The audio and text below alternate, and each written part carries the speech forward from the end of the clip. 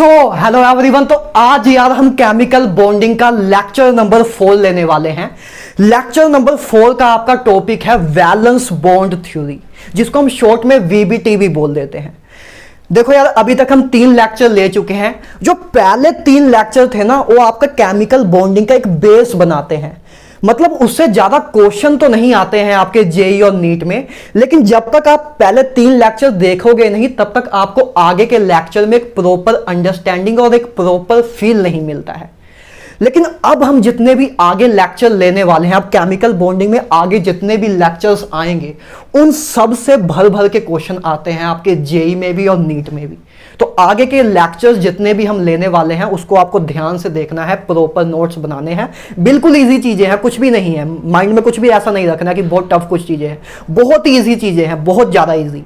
ठीक है, आप लेक्चर देखोगे, उसका कोई भी क्वेश्चन उठाओगे, चाहे जेई मेंस का, नीट का या जेई एडवांस का, आपसे हो रहे होंगे। ठीक है, बस कहना मैं ये चाहता हूं कि जितने भी आगे के हम लेक्चर लेंगे अब केमिकल बॉन्डिंग के, उसके आप अपने लेवल पे भी क्वेश्चन प्रैक्टिस कर लेना। हर एक टाइप के क्वेश्चन जो आपके जेई या नीट में आते हैं, वो मैं आपको करा दूंगा, लेकिन एक बार अपने हाथ से भी उनको प्रैक्टिस कर लेना। बस मेरा कहना इतना सा है। ठीक बात है। चलो, तो हेडिंग डाल लो आपका। आज हम केमिकल बॉन्डिंग का लेक्चर नंबर 4 लेने वाले हैं। नोट्स निकाल लो अपने भाई, नोट्स बनाते रहो। केमिकल बॉन्डिंग का लेक्चर नंबर 4 हम ले रहे हैं। ठीक है, तो आप सभी को good morning, good afternoon and good evening. तो हेडिंग डालो। सबसे पहली बात, वैलेंस बॉन्ड थ्योरी। बात करते हैं वैलेंस बॉन्ड थ्योरी की। ठीक है, जिसको हम शॉर्ट में वीबीटी भी बोल देते हैं। चलो, तो सबसे पहले यार कुछ 2-4 लाइनें लिख देते हैं, सो डैट आपके पन्ने कुछ भर जाएं। उसके बाद समझते हैं, है ना। पहले लाइन लिख लो 1-2। क्या है? According to this theory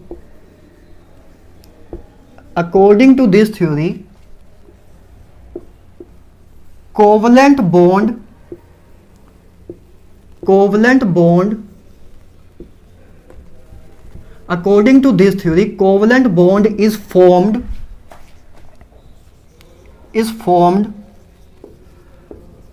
by overlapping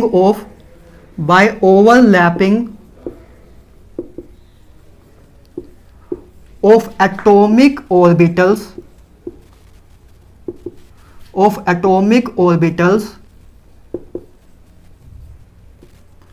that have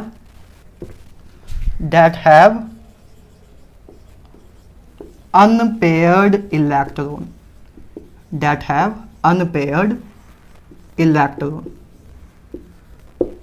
आगे लिख लो next point.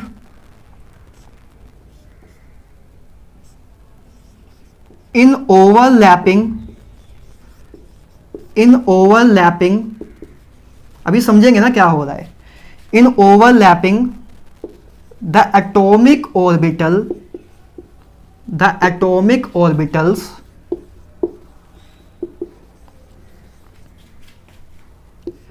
that have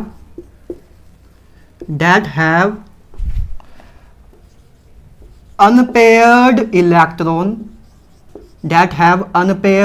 electron with opposite spin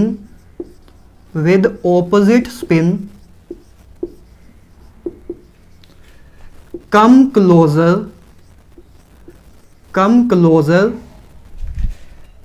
and form a common area known as overlapping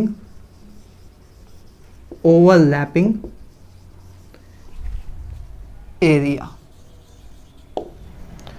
हाँ जी, सबसे पहली बात क्या लिखा है मैंने, सबसे पहले एग्जाम्पल से भी समझ आ जाएगा, एग्जाम्पल से समझ लेते हैं फिर इस पे आते हैं। ठीक है, आपको वैसे इंग्लिश तो पता ही है इतनी, एग्जाम्पल से समझते हैं। जैसे देखो, मेरी बात समझो, जैसे मान लो एक हाइड्रोजन मॉलिक्यूल है, एक हाइड्रोजन मॉलिक्यूल की हम बात कर रहे हैं। अब हाइड्रोजन मॉलिक्यूल जो बना है एक किससे बना है कि एक हाइड्रोजन दूसरे हाइड्रोजन एटम के साथ बॉन्ड बना लेता है और तब आपका हाइड्रोजन मॉलिक्यूल बनता है। ठीक बात है, एक हाइड्रोजन दूसरे हाइड्रोजन के साथ बॉन्ड बना लेता है तब आपका हाइड्रोजन मॉलिक्यूल बन जाता है। अब बात ये करें कि ये बॉन्ड बन कैसे रहा है, इसके पीछे हम क्या कंसेप्ट लगा सकते हैं, तो इसके पीछे ओवरलैपिंग का हम कंसेप्ट लगाएंगे।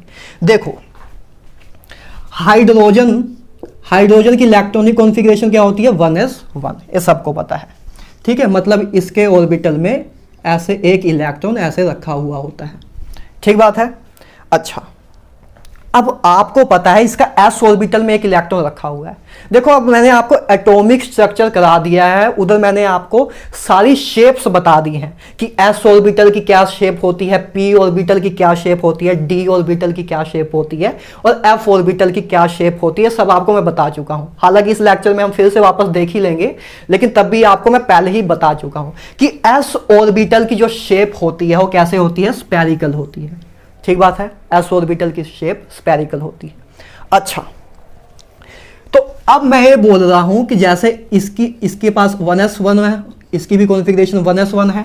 ठीक है, तो इसका जो s ऑर्बिटल है, इसके s ऑर्बिटल में ही ये इलेक्ट्रॉन है, इसके s ऑर्बिटल में ही ये इलेक्ट्रॉन है। ठीक बात है, इसका s, पहले इस हाइड्रोजन का मैंने s ऑर्बिटल बनाया, s ऑर्बिटल आपका स्फेरिकल शेप का होता है और इसका s ऑर्बिटल, इसका s ऑर्बिटल, ठीक है, एक हाइड्रोजन ए रहा, इसका इलेक्ट्रॉन, और एक हाइड्रोजन ए रहा, ये इसका इलेक्ट्रॉन, दोनों ऑपोजिट स्पिन में हमने दिखा दिया है। तो एक हाइड्रोजन का s ऑर्बिटल ए रहा, एक हाइड्रोजन का s ऑर्बिटल ए रहा, ये दोनों ना यार आपस में ऐसे कंबाइन होते हैं। जब बॉन्ड बनाना होता है ना तो इसके ऑर्बिटल्स ही आपस में कंबाइन होते हैं। क्या होता है, इसके ऑर्बिटल्स आपस में कंबाइन होते हैं, जिसको हम ओवरलैपिंग बोलते हैं। देखो कैसे कंबाइन होते हैं, देखो ऐसे कुछ कंबाइन होते हैं। ठीक है, ऐसे इधर कुछ कंबाइन होते हैं। हमने प्लस साइन क्या दिखाया, इधर प्लस साइन अभी हम एम्पलीट्यूड को दिखा रहे हैं बेसिकली, अभी हम आगे देखेंगे प्लस साइन क्या है। ठीक है, अभी के लिए आप इतना मान लो, अभी के लिए चलो आप यही मान लो जाइए कि न्यूक्लियस के बारे में बात कर रहे हैं, न्यूक्लियस में प्रोटॉन होता है, जाइए आप उसकी बात मान लो अभी।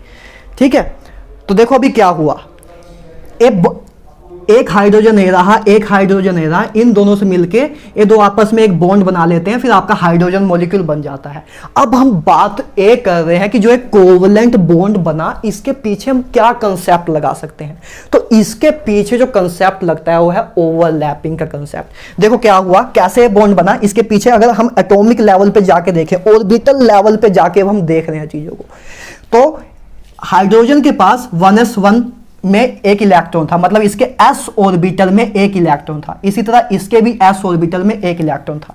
तो इसका ऑर्बिटल और इसका ऑर्बिटल आपस में ओवरलैप करते हैं। क्या कर रहे हैं, ओवरलैप कर रहे हैं। देखो एक ओवरलैप, आपस में ओवरलैप कर जा रहे हैं, फ्यूज कर जा रहे हैं, और ओवरलैप करके एक ऐसे कॉमन रीजन बना देते हैं। क्या है, कॉमन रीजन, इन दोनों का एक कॉमन रीजन बन गया है ना। इन दोनों ने आपस में ओवरलैप करके कॉमन रीजन बना दिया। इसी रीजन को बोलते हैं ओवरलैपिंग एरिया। मतलब इतना इसके बीच में ओवरलैपिंग एरिया है, ये इसके बीच में क्या है, ओवरलैपिंग एरिया है, ये इनका ओवरलैपिंग एरिया है, इसलिए एक टर्म यूज की जाती है ओवरलैपिंग एरिया। ठीक बात है। तो हुआ क्या अभी तक कि कोवलेंट बॉन्ड कैसे बना है, इसकी अगर हमें एक्सप्लेनेशन देनी हो ऑर्बिटल लेवल पे, ऑर्बिटल लेवल पे अगर हमें एक्सप्लेनेशन देनी हो तो हम ओवरलैपिंग के कंसेप्ट से इसकी एक्सप्लेनेशन देते हैं कि एक हाइड्रोजन का s ऑर्बिटल इसके s ऑर्बिटल के साथ ओवरलैप करके इसने बॉन्ड बना लिया, और इस जो कॉमन रीजन आता है इसके बीच में, उसी को हम कॉमन रीजन या ओवरलैपिंग रीजन बोल देते हैं। अब समझो इस डेफिनेशन को, अब समझ आएगा। देखो डेफिनेशन क्या बोल रही है, according to this theory covalent bond is formed by overlapping of atomic orbitals that have unpaired electron. कि कोवलेंट बॉन्ड तब बनता है जब एटॉमिक ऑर्बिटल्स आपस में ओवरलैप करते हैं। ठीक है, एटॉमिक ऑर्बिटल्स जब आपस में ओवरलैप करते हैं तब आपका कोवलेंट बॉन्ड बनता है। यही बात बोली है। ठीक है, सिंपल सी। आगे सेकंड पॉइंट में इन ओवरलैपिंग, अब ओवरलैपिंग में होता क्या है, in overlapping the atomic orbital that have unpaired electron, the atomic orbital that have unpaired electron with opposite spin, spin opposite होने चाहिए भाई साहब, with opposite spin, अगर एक क्लॉकवाइज है तो दूसरा एंटी क्लॉकवाइज होना चाहिए। तो ओवरलैपिंग में क्या होता है, एटॉमिक ऑर्बिटल जिनमें अनपेयर्ड इलेक्ट्रॉन है with opposite spin come closer, एक दूसरे के क्लोज आते हैं and form A common area, और एक कॉमन एरिया बना लेते हैं जिसको हम ओवरलैपिंग एरिया बोल देते हैं। और यही जो आपका एक प्रोसेस हुआ पूरा कि दो एटॉमिक ऑर्बिटल एक दूसरे के क्लोज आ रहे हैं और एक कॉमन एरिया बना रहे हैं, इसी को बोलते हैं ओवरलैपिंग करना, कि एक के ऊपर दूसरा चढ़ जाना, ओवरलैप कर जाना। ठीक बात है। अच्छा, तो ऐसे यार ओवरलैपिंग से आपका एटॉमिक ऑर्बिटल या कोवलेंट बॉन्ड आपका बनता है। ठीक है, ऐसे ही आपका दो एटॉमिक ऑर्बिटल आपस में कंबाइन करके ओवरलैप करके कोवलेंट बॉन्ड बनाते हैं। ठीक बात है। तो मतलब वैलेंस बॉन्ड थ्योरी ने ना कोवलेंट बॉन्ड को एक्सप्लेन किया था ओवरलैपिंग के कंसेप्ट से, कि एक और दो, अब जो बॉन्ड है वो आपका दो एटम के बीच में बनता है, तो उन्होंने ये बोला कि इसका एक एटॉमिक ऑर्बिटल, इसका एक एटॉमिक ऑर्बिटल, ये आपस में ओवरलैप कर जाते हैं और एक कोवलेंट बॉन्ड बना लेते हैं, ठीक बात है। तो ये इन्होंने बात की थी, मोटी मोटी बात इनकी यही थी। ठीक है, पहले इतना लिख लो फिर हम आगे चलते हैं। ठीक है, आपको आई होप इतना तो समझ आ गया होगा। सिंपल सी बात अगर एक लाइन में बोलूं तो ये है कि ओवरलैपिंग होती है, एक ऑर्बिटल इसका, एक ऑर्बिटल इसका, इसके ऑर्बिटल में अनपेयर्ड इलेक्ट्रॉन होना चाहिए, एक ही इलेक्ट्रॉन होना चाहिए, अनपेयर्ड इसका इलेक्ट्रॉन, अनपेयर्ड इसका इलेक्ट्रॉन, ऑपोजिट स्पिन हो, आपस में ओवरलैप करके कोवलेंट बॉन्ड बना लेते हैं, ठीक है। अनपेयर्ड इलेक्ट्रॉन होना चाहिए। जैसे अगर मैं बात करूं हीलियम की, तो अगर मैं हीलियम की बात करूं तो देखो हीलियम में आपकी कॉन्फ़िगरेशन क्या होती है, 1s2, तो इसके पास अनपेयर्ड इलेक्ट्रॉन कोई भी नहीं है, तो इसलिए आपका हीलियम He2 मॉलिक्यूल नहीं बनाता है, क्योंकि हीलियम के पास कोई अनपेयर्ड इलेक्ट्रॉन ही नहीं है। और ये मैंने आपको वैसे भी पहले ही बताया जब कोवलेंसी हम कर रहे थे कि बॉन्ड बनाने के लिए अनपेयर्ड इलेक्ट्रॉन होने चाहिए, और हीलियम के पास तो कोई अनपेयर्ड इलेक्ट्रॉन है ही नहीं, है ना, इसके पास कोई अनपेयर्ड इलेक्ट्रॉन नहीं है, तो इसलिए हीलियम 2 मॉलिक्यूल कभी नहीं बनता है, क्योंकि मॉलिक्यूल बनाने के लिए अनपेयर्ड इलेक्ट्रॉन होने चाहिए, और अनपेयर्ड इलेक्ट्रॉन हीलियम के पास नहीं है, इस करके बॉन्ड नहीं बनता है। ठीक बात है। अच्छा चलो ठीक है, तो फिलहाल अभी आप इतना समझ गए हो कि एटॉमिक ऑर्बिटल आपस में कंबाइन करते हैं और फाइनली ओवरलैपिंग कर लेते हैं आपस में और एक कोवलेंट बॉन्ड बना देते हैं। ठीक है, इतना वैलेंस बॉन्ड थ्योरी ने बताया आपको। अच्छा आगे देखते हैं।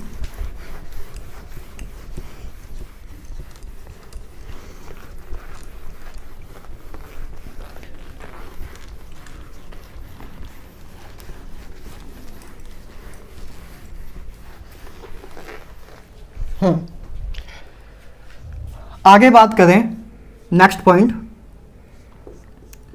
Extent of overlapping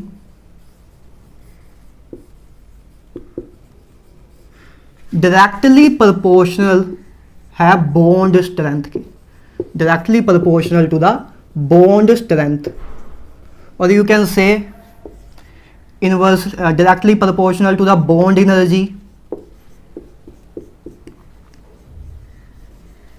or inversely proportional to the bond length, extent of overlapping, कि ओवरलैपिंग जितनी ज्यादा होगी उतना ही बॉन्ड आपका स्ट्रॉन्ग होगा। सिंपल सी बात है यार, समझ पा रहे हो है ना, कि जैसे एक मान लो एक बॉन्ड ए बना है और एक बॉन्ड ऐसा बना है, ठीक है, एक बॉन्ड ऐसा बना है, एक बॉन्ड ऐसा बना है। आप खुद सोचो इस ए दोनों का मान लो न्यूक्लियस है, इसका ए पहला एटम है, दूसरा एटम है, ए इसका न्यूक्लियस है, इसका न्यूक्लियस है, इसमें केस में ऐसा इसका न्यूक्लियस है, इसका न्यूक्लियस है रहा। अब आपको क्लियरली दिख रहा है कि इस केस में ओवरलैपिंग ज्यादा हो रही है ना, इस केस में ओवरलैपिंग ज्यादा हो रही है। तो ओवरलैपिंग ज्यादा होने से आपको क्लियरली दिख रहा है कि बॉन्ड स्ट्रेंथ ज्यादा होगी। क्यों बॉन्ड स्ट्रेंथ ज्यादा होगी? क्योंकि इस केस में न्यूक्लियस एक दूसरे के बहुत क्लोज है, न्यूक्लियस ने एक दूसरे को अच्छे से पकड़ के रखा हुआ है, एक न्यूक्लियर फोर्स अच्छी खासी है। लेकिन इसमें न्यूक्लियस दूर दूर है, तो इतनी अच्छी फोर्स ऑफ अट्रैक्शन नहीं है, ठीक बात है। तो जितनी ओवरलैपिंग ज्यादा होगी यार, सिंपल सा आप इतना भी समझ सकते हो ना कि एक दूसरे को जितना अच्छी तरह दबा के रखेंगे, एक दूसरे के अंदर जितना समाये हुए होंगे उतना ही स्ट्रॉन्ग बॉन्ड बनेगा। एक दूसरे से मान लो ऐसे अटैच है, इतना ही अटैच है तो बॉन्ड वीक होगा। और ज्यादा अटैच है और अंदर तक घुसे हुए हैं तो बॉन्ड और स्ट्रॉन्ग होगा, और अंदर तक घुसे हुए हैं तो बॉन्ड और स्ट्रॉन्ग होगा। तो एक्सटेंट ऑफ ओवरलैपिंग की ओवरलैपिंग जितनी ज्यादा होगी उतनी बॉन्ड स्ट्रेंथ ज्यादा होगी, मतलब उतना बॉन्ड आपका मजबूत बनेगा। ठीक बात है। और सिंपल सी बात है, बॉन्ड स्ट्रेंथ ज्यादा होगी तो बॉन्ड एनर्जी भी ज्यादा होगी। बॉन्ड एनर्जी का मतलब क्या कि किसी बॉन्ड को तोड़ने के लिए, किसी बॉन्ड को स्प्लिट करने के लिए, जैसे आपका मान लो एक बॉन्ड है ए और ए के बीच में कोवलेंट बॉन्ड है, इस बॉन्ड को स्प्लिट करने के लिए, तोड़ने के लिए जो आपको एनर्जी चाहिए होती है उसी को हम बोलते हैं बॉन्ड एनर्जी। तो अगर कोई आपका बॉन्ड बहुत ज्यादा स्ट्रॉन्ग है तो उसको अगर आपको तोड़ना है, उसको अगर आपको स्प्लिट करना है, तब उसके लिए एनर्जी ज्यादा चाहिए होगी। और अगर कोई बॉन्ड वीक है तो उसके लिए एनर्जी कम चाहिए होगी। तो मतलब अगर एक्सटेंट ऑफ ओवरलैपिंग ज्यादा होगा तो एक स्ट्रॉन्ग बॉन्ड बनेगा, और अगर स्ट्रॉन्ग बॉन्ड है तो आपकी बॉन्ड एनर्जी भी ज्यादा होगी। इसलिए हमने लिखा कि extent of overlapping directly proportional to bond energy, कि अगर ओवरलैपिंग का एक्सटेंट ज्यादा होगा तो आपका एक स्ट्रॉन्ग बॉन्ड बनेगा, और अगर स्ट्रॉन्ग बॉन्ड बनेगा तो उसको स्प्लिट करना, उसको तोड़ना टफ होगा। तो मतलब उसकी बॉन्ड एनर्जी, उसको तोड़ने के लिए जो एनर्जी देनी होगी वो ज्यादा लगेगी। इसलिए हमने बोला कि extent of overlapping directly proportional to the bond energy, और inversely proportional to bond length. ये तो आप समझ पा रहे हो ना यार, क्योंकि देखो ओवरलैपिंग जितनी ज्यादा होगी, इस केस में ओवरलैपिंग ज्यादा है तो न्यूक्लियस एक दूसरे के क्लोज है। बॉन्ड लेंथ क्या होती है, एक इसके न्यूक्लियस से इसके न्यूक्लियस तक का जो डिस्टेंस होता है उसी को बॉन्ड लेंथ बोलते हैं। तो अगर ओवरलैपिंग ज्यादा है, ओवरलैपिंग ज्यादा तो मतलब दोनों न्यूक्लियस एक दूसरे के क्लोज है, और अगर ओवरलैपिंग कम है तो न्यूक्लियस एक दूसरे से दूर है ज्यादा। ठीक है। तो अगर ओवरलैपिंग ज्यादा होगी तो बॉन्ड लेंथ कम होगी, मतलब न्यूक्लियस एक दूसरे के पास होंगे। सिंपल सी बात है यार। ठीक है। तो इसलिए extent of overlapping inversely proportional to bond length, कि ओवरलैपिंग जब ज्यादा होगी तो न्यूक्लियस एक दूसरे के क्लोज होंगे, तो मतलब बॉन्ड लेंथ आपकी कम होगी। सिंपल सी बात है, मतलब न्यूक्लियस के बीच में डिस्टेंस कम होगा अगर ओवरलैपिंग ज्यादा होगी। ठीक बात है। ठीक है। तो ये बात हो गई एक्सटेंट ऑफ ओवरलैपिंग की, हमने बात कर ली। अब आगे अगर हम देखें तो देखो यार, ओवरलैपिंग ना, अब आपको ओवरलैपिंग का आइडिया लग गया है कि अच्छा ऐसा कुछ होता है कि दो एटॉमिक ऑर्बिटल आते हैं, आपस में ओवरलैप करते हैं, कॉमन रीजन बना लेते हैं, और उसी को हम ओवरलैपिंग बोलते हैं, और उसी से वो कोवलेंट बॉन्ड बना देते हैं, और एक तरह से एक फोर्स ऑफ अट्रैक्शन से जुड़े हुए होते हैं। राइट। इतना आपको समझ आ गया है। अच्छा, अब जो ओवरलैपिंग होती है ना, ओवरलैपिंग आपकी दो तरीके की होती है। एक होती है हेड ऑन हेड ओवरलैपिंग, और एक होती है लेटरल ओवरलैपिंग, या साइड वाइज ओवरलैपिंग बोल सकते हैं। देखते हैं। देखो आगे लिख लो, types of overlapping, types of overlapping. तो ओवरलैपिंग आपकी दो टाइप की होती है। एक होती है हेड ऑन ओवरलैपिंग। ठीक है। हेड ऑन, या आप बोल सकते हो साथ में कि हेड ऑन बोल दो, या आप बोल दो हेड ऑन ही ठीक है। ठीक है, हेड ऑन बोल सकते हो, या एक्सियल बोल दो। मैं वही दूसरा नाम याद कर रहा था, हेड ऑन और एक्सियल ओवरलैपिंग। ठीक है। देखते हैं अभी क्या होता है। और दूसरी टाइप जो होती है वो आपकी होती है पैरेलल। ठीक है। साइड वाइज या लेटरल ओवरलैपिंग, देखो दो तरह की ओवरलैपिंग होती है। एक होती है एक्सियल या हेड ऑन हेड ओवरलैपिंग, मतलब जब दो एटॉमिक ऑर्बिटल ऐसे आ रहे हों हेड ऑन हेड, इसका हेड और इसका हेड एक दूसरे के साथ ऐसे आ रहे हैं, हेड ऑन हेड ओवरलैपिंग हो रही है जब ऐसे आ रहे हैं। ठीक है। या एक्सियल ओवरलैपिंग बोल देते हैं इसको, कि जैसे मान लो ए एटम है, एक ए एटम है, इसका एटॉम ए एटम है, एक एटम ए है। अगर ये दोनों ऐसे आ रहे हैं, हेड ऑन हेड आ रहे हैं, मतलब अलोंग एक्सिस आ रहे हैं, तब जो ओवरलैपिंग होती है उसको हम बोलते हैं हेड ऑन ओवरलैपिंग या एक्सियल ओवरलैपिंग। अभी हम डिटेल में देखेंगे। और दूसरी जो ओवरलैपिंग होती है उसको हम बोलते हैं पैरेलल या साइड वाइज या लेटरल ओवरलैपिंग।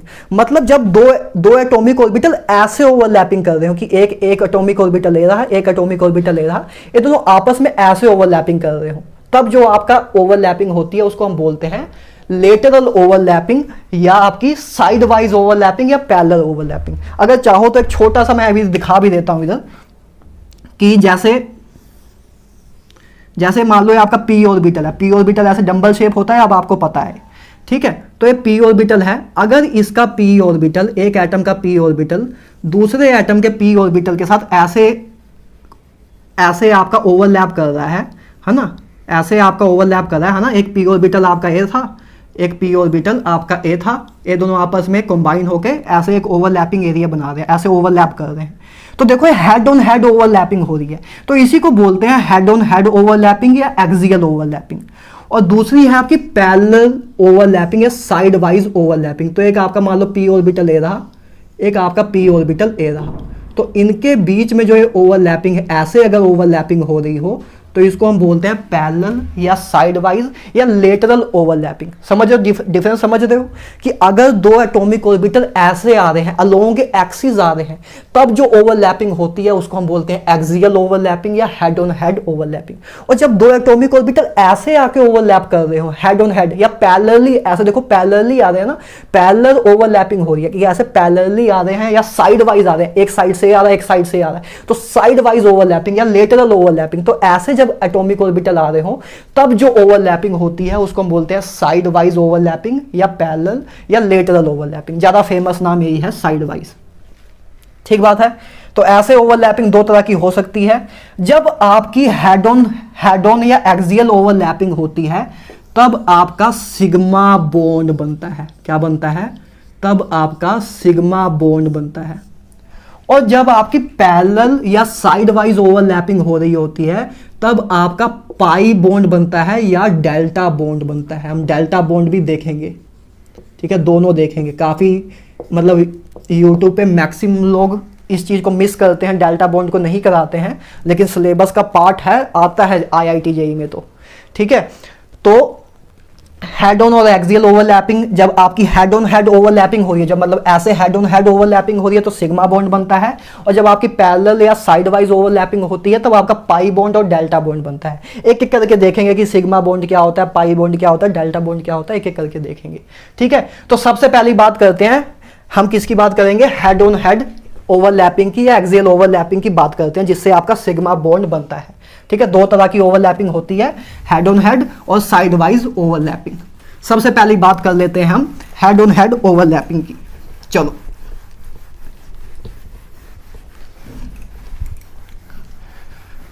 मेरे रंग में रंगने वाली परी हो या हो परियों की रानी, क्या होंगी मेरी प्रेम कहानी। चलो बात करते हैं हेड ऑन हेड ओवरलैपिंग की, है ना, हेड ऑन ओवरलैपिंग की।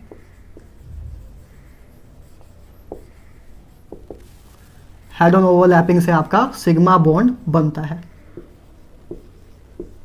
हेड ऑन ओवरलैपिंग से आपका सिग्मा बॉन्ड बनता है, ठीक है। इसकी बात करते हैं तो हेड ऑन ओवरलैपिंग देखते हैं। सबसे पहले हम देखते हैं कि हेड ऑन ओवरलैपिंग कौन कौन करा सकते हैं। पहला है SS ओवरलैपिंग, इसके अंदर ही आता है आपका SS ओवरलैपिंग। SS ओवरलैपिंग मतलब जैसे एक S ऑर्बिटल आपका ए रहा, एक S ऑर्बिटल आपका ए रहा, है ना, एक S ऑर्बिटल ए रहा, एक S ऑर्बिटल ए रहा, ये दोनों आपस में हेड टू हेड ओवरलैपिंग करके ऐसे कॉमन रीजन बना दे रहे हैं और ये आपका एक कोवलेंट बॉन्ड बन जा रहा है ओवरलैपिंग के कारण, और इसी को हम बोलते हैं, कोवलेंट बॉन्ड तो है ही है, लेकिन इस कोवलेंट बॉन्ड को हम बोल देते हैं सिग्मा बॉन्ड। इस कोवलेंट बॉन्ड को हम बोल देते हैं सिग्मा बॉन्ड। तो सबसे पहले क्या हुआ? SS ओवरलैपिंग हुई, मतलब एक S ऑर्बिटल ए रहा, एक S ऑर्बिटल ए रहा, ये दो S ऑर्बिटल आपस में ओवरलैप करके SS ओवरलैपिंग हुई और एक आपका कोवलेंट बॉन्ड बन गया। तो पहली ओवरलैपिंग जो हेड ऑन हेड ओवरलैपिंग के अंडर आती है या सिग्मा बॉन्ड फॉर्मेशन के अंडर आती है वो है एस एस ओवरलैपिंग, कि मतलब एक एस ऑर्बिटल दूसरे एस ऑर्बिटल के साथ कंबाइन होकर ओवरलैप करके एस एस ओवरलैपिंग कर ले रहा है और फाइनली आपका एक सिग्मा बॉन्ड बना ले रहा है। ठीक है, एक पॉइंट लिख लो, एक पॉइंट इंपॉर्टेंट लिख लो कि S orbital always form sigma bond. S orbital हमेशा ही सिग्मा बॉन्ड बनाते हैं, कभी भी पाई बॉन्ड या डेल्टा बॉन्ड नहीं बनाते हैं। ये बात हम याद रखेंगे, बहुत इंपॉर्टेंट है। एस ऑर्बिटल हमेशा सिग्मा बॉन्ड ही बनाते हैं। सिग्मा बॉन्ड ही क्यों बनाते हैं? बिकॉज एस ऑर्बिटल का नॉन डायरेक्शनल नेचर होता है। क्या होता है? Non directional nature.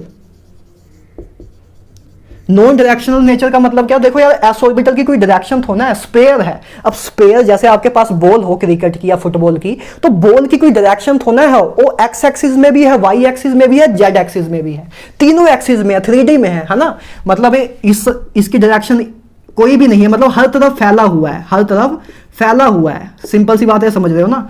तो S orbital always form sigma bond, क्योंकि इसकी कोई डायरेक्शन नहीं है। डायरेक्शन नहीं है तो मतलब अगर डायरेक्शन नहीं है तो क्या होगा? जैसे मान लो दो एटॉमिक ऑर्बिटल हैं, एक इधर से आ रहा है, एक इधर से आ रहा है, एक इधर से आ रहा है, ये दोनों आपस में क्लोज आ रहे हैं और बॉन्ड बना ले रहे हैं। और ऐसा भी मान लो ऐसा हो कि इधर एक एटॉमिक ऑर्बिटल ले रहा, एक एटॉमिक ऑर्बिटल ले रहा, एक इधर से आ रहा है, एक इधर से आ रहा है, तब भी ये head on head he overlapping करेंगे। मतलब किसी भी डायरेक्शन से दो एस ऑर्बिटल को लेके आओगे या किसी एस ऑर्बिटल को लेके आओगे तो हमेशा वो हेड ऑन हेड ओवरलैपिंग ही करेगा, कभी भी साइड वाइज ओवरलैपिंग तो कर ही नहीं सकता, क्योंकि उसकी कोई डायरेक्शन नहीं है। जहां से भी लेके आओगे वो हमेशा हेड ऑन हेड ओवरलैपिंग ही करेगा। ठीक बात है। इसलिए हमने लिखा कि S orbital always form sigma bond. और सिग्मा बॉन्ड ही क्यों बनाते हैं? क्योंकि उसका नॉन डायरेक्शनल नेचर होता है, और नॉन डायरेक्शनल नेचर होने के कारण वो सिग्मा बॉन्ड ही बना सकते हैं, कभी भी वो पाई बॉन्ड या डेल्टा बॉन्ड नहीं बना सकते, क्योंकि नॉन डायरेक्शनल नेचर होने के कारण उनमें हमेशा ही हेड ऑन हेड ओवरलैपिंग होगी, चाहे आप किसी भी डायरेक्शन से ले आओ उनको। ठीक बात है। अच्छा, एग्जाम्पल देखते हैं कि एस एस ओवरलैपिंग की एक एग्जाम्पल देख लेते हैं। एग्जाम्पल, जैसे बात करें हाइड्रोजन मॉलिक्यूल की, है ना, हाइड्रोजन मॉलिक्यूल की, तो हाइड्रोजन मॉलिक्यूल देखो यार आपका कैसा है। आपको पता है कि हाइड्रोजन कैसे बनता है? आपको पता है कि दो हाइड्रोजन है। हाइड्रोजन की कॉन्फ़िगरेशन क्या है? पहली बात 1s1, हाइड्रोजन की कॉन्फ़िगरेशन 1s1, है ना। तो इसको अगर हम दिखाना चाहें, इलेक्ट्रॉनिक फीलिंग दिखाना चाहें तो ऐसा है। दूसरा हाइड्रोजन है, इसकी भी इलेक्ट्रॉनिक कॉन्फ़िगरेशन 1s1 ही होगी ऑब्वियसली। ठीक है, और इसका हमने ए दिखा दिया। एक हाइड्रोजन ए रहा, एक हाइड्रोजन ए रहा, इन दोनों से मिलके आपका हाइड्रोजन मॉलिक्यूल बन रहा है। तो हाइड्रोजन मॉलिक्यूल आपका कैसे बनता है? एक H दूसरे H से कंबाइन होके ऐसे H2 मॉलिक्यूल, या ऐसे हम दिखा दें, ऐसे HH में कोवलेंट बॉन्ड बन जाता है। तो होता क्या है?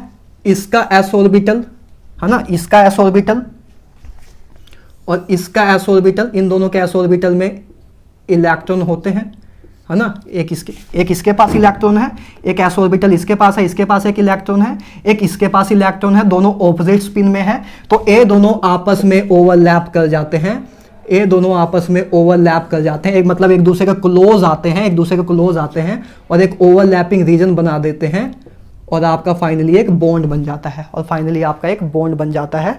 ठीक है, तो ऐसे करके आपका बॉन्ड बना, एच के बीच में जो बॉन्ड बना, इसमें देखो पहली बात हेड ऑन हेड ओवरलैपिंग हुई है, और दूसरी बात इसका 1s ऑर्बिटल था, इसका 1s ऑर्बिटल था, तो मतलब 1s ऑर्बिटल यूज हुआ, तो मतलब s ओवरलैपिंग हुई, कि इसका भी s ऑर्बिटल यूज हुआ, इसका भी s ऑर्बिटल यूज हुआ, और दोनों ने मिलकर ओवरलैपिंग करके बॉन्ड बना लिया। ठीक है, तो इसको हम बोल सकते हैं एसएस ओवरलैपिंग की एग्जांपल। एसएस ओवरलैपिंग का सिंपल सा मतलब क्या है कि एक दोनों एटम के एसएस ऑर्बिटल यूज हो, कि पहले एटम का भी एस ऑर्बिटल यूज हो और दूसरे एटम का भी एस ऑर्बिटल यूज हो, और जब आपस में ओवरलैप करेंगे तब आपकी एसएस ओवरलैपिंग कहलाई जाएगी। तो हाइड्रोजन मॉलिक्यूल के केस में इसके पास भी एस ऑर्बिटल था, इसके पास भी एस ऑर्बिटल था, तो इसका एस ऑर्बिटल और इसका एस ऑर्बिटल आपस में क्लोजर आए और ओवरलैप करके ओवरलैपिंग कर ली, जिसको हम एसएस ओवरलैपिंग कहते हैं, और एसएस ओवरलैपिंग करके उसने कोवलेंट बॉन्ड बना लिया, फाइनली आपका हाइड्रोजन मॉलिक्यूल बन गया। ठीक बात है, क्लियर है। अच्छा आगे बात करते हैं। तो हेड ऑन ओवरलैपिंग में हमने पहला केस देखा कि एस और एस ऑर्बिटल आपस में ओवरलैप करके सिग्मा बॉन्ड या हेड ऑन ओवरलैपिंग करते हैं और फाइनली आपका सिग्मा बॉन्ड बना लेते हैं। ठीक बात है। अच्छा आगे देखते हैं। ठीक है, एक पॉइंट चाहो तो इधर और लिख लो, एक पॉइंट चाहो तो इधर और लिख लो, S orbital always form sigma bond. एक पॉइंट चाहो तो और लिख लो, इस जगह तो दिख नहीं रही है वैसे अपने को, ए लिख लो चलो तब भी। द फर्स्ट बॉन्ड, चलो आप लिखो, मैं बोल रहा हूं लिखो, जगह नहीं है अपने पास, लिख लो आप, लिखो नोट्स में डालो भाई ये पॉइंट को। द फर्स्ट लिखो भाई, बैठना नहीं है, लिखो नोट्स में डालो, इंपॉर्टेंट पॉइंट है। The first bond between two atom is always a sigma bond. कि जो दो एटम के बीच में जो पहला बॉन्ड होता है, जैसे एक दो एटम है, इन दो एटम के बीच में जो पहला बॉन्ड है वो हमेशा सिग्मा बॉन्ड होगा। पहला बॉन्ड कभी भी पाई बॉन्ड नहीं हो सकता, पहला बॉन्ड दो एटम के बीच में हमेशा पहले सिग्मा बॉन्ड ही होता है। तो ये नोट पॉइंट में डाल लो, first bond between two atom is always a sigma bond. ठीक बात है। और ए भी चाहो तो लिख लो कि between two atoms only one sigma bond is possible. कि दो एटम के बीच में सिर्फ एक ही सिग्मा बॉन्ड हो सकता है, एक से ज्यादा सिग्मा बॉन्ड दो एटम के बीच में नहीं हो सकते। ये भी लिख लो, ये दो इंपॉर्टेंट पॉइंट है, लिख लो। ठीक है, पहली चीज क्या है कि first bond between two atom is always a sigma bond. कि जो पहला बॉन्ड बनता है दो एटम के बीच में वो हमेशा सिग्मा बॉन्ड होता है। और दूसरा पॉइंट ये लिख लो कि only one sigma bond is possible between two atom. कि दो एटम के बीच में एक ही सिग्मा बॉन्ड बन सकता है। मतलब अगर ए और ए के बीच में डबल बॉन्ड होता तो पहला बॉन्ड तो सिग्मा बॉन्ड होता, लेकिन दूसरा बॉन्ड सिग्मा बॉन्ड कभी भी ना होता, क्योंकि एक एटम दो एटम के बीच में एक ही सिग्मा बॉन्ड हो सकता है और पहला बॉन्ड सिग्मा बॉन्ड होता है, उसके बाद जो दूसरा बॉन्ड बनता है वो सिग्मा बॉन्ड नहीं होता, बेसिकली वो पाई बॉन्ड होता है। बेसिकली वो पाई बॉन्ड होता है। अभी तो हम सिग्मा बॉन्ड की बात करें तो सिग्मा बॉन्ड के अकॉर्डिंग ही देखते हैं। ठीक बात है। तो ये दो पॉइंट लिख लेना। ठीक है, कि जो पहला बॉन्ड बनता है दो एटम के बीच में वो हमेशा क्या होता है, वो हमेशा सिग्मा बॉन्ड होता है। और दो एटम के बीच में एक ही सिग्मा बॉन्ड हो सकता है, एक से ज्यादा सिग्मा बॉन्ड नहीं हो सकते हैं। चलो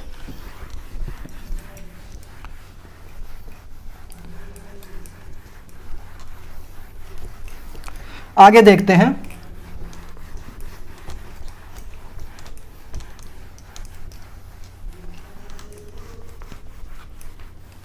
तो हमने अभी तक ये देख लिया कि सिग्मा बॉन्ड बनाने के लिए एसएस ऑर्बिटल यूज होते हैं, है ना। एसएस ओवरलैपिंग हमने देख ली हेड ऑन ओवरलैपिंग के अंडर। दूसरी ओवरलैपिंग हो सकती है एसपी ओवरलैपिंग। एसपी ओवरलैपिंग से भी आपका सिग्मा बॉन्ड बन सकता है, मतलब एस और पी में भी हेड ऑन हेड ओवरलैपिंग हो सकती है। देखते हैं कैसे होती है। जैसे एसपी ओवरलैपिंग का मतलब क्या कि एक एस ऑर्बिटल है ना, एक एस ऑर्बिटल है, दूसरा आपका पी ऑर्बिटल है। एक एस ऑर्बिटल दूसरा पी ऑर्बिटल। ठीक है, ये दो आपस में ओवरलैप करके, ये दो आपस में ओवरलैप करके, ठीक है, ये दो आपस में ऐसे ओवरलैप करके ऐसे एक कॉमन रीजन बना रहे हैं, तो ये आपकी ओवरलैपिंग हो गई। देखो इस केस में भी क्या हुआ, हेड ऑन हेड ओवरलैपिंग हुई। ए इधर से आया, ए इधर से आया, दोनों एक एक्सिस की तरफ से आ रहे हैं, ए ऐसे ही आ रहे हैं, एक सिमिलर एक्सिस से आ रहे हैं, तो इसलिए एक्सियल ओवरलैपिंग भी बोल देते हैं। हेड ऑन हेड ओवरलैपिंग या axial overlapping, head on head overlapping या एक्सियल ओवरलैपिंग। तो ऐसे हेड ऑन हेड आए, आपस में ओवरलैप कर गए, तो इस ए एस ऑर्बिटल था, ए पी ऑर्बिटल था, तो इधर से आपकी एसपी ओवरलैपिंग हो गई। और ये हेड ऑन हेड ओवरलैपिंग ही थी, इसलिए आपका जो ये बॉन्ड बना, ये आपका बना सिग्मा बॉन्ड। इसलिए आपका ये बना जो बॉन्ड, ये बना सिग्मा बॉन्ड। एग्जांपल देख ले।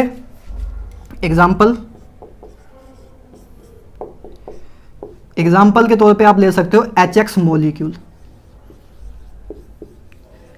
HX मॉलिक्यूल जिसमें X आपका क्या हो सकता है, फ्लोरीन हो सकता है, हेलोजन्स है ना, फ्लोरीन, क्लोरीन, ब्रोमीन, आयोडीन।